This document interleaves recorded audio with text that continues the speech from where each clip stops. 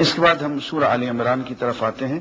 اس میں شروع میں آیات قرآنی کے دو قسمیں بیان کی گئیں.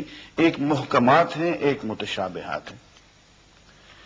فرمایا جو لوگ اطاعت گزار ہوتے ہیں وہ محکمات اور پکی آیات پہ عمل کرتے ہیں اور متشابہات کی بحث میں نہیں پڑتے.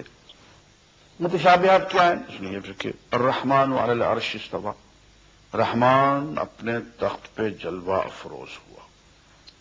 اچھا بھائی، ہو گیا، جلوہ افروز ہو گیا. اب کوئی پوچھے کہ اللہ کا عرش جو ہے وہ سونے کا بنا ہوگا، چاندی کا بنا ہوگا، لکڑی کا بنا ہوگا، کیا ہوگا، کتنا بڑا ہوگا؟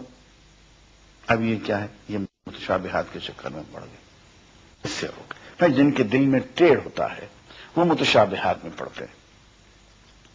اور عزیزان گرامی کبھی آپ غور کریں تو ہمارے یہاں جو تفرقہ ہے، الگ الگ فرقے ہیں،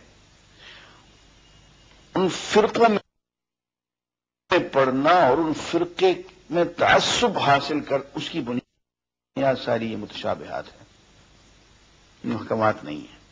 اسی لیے متشابہات سے روک دیا گیا.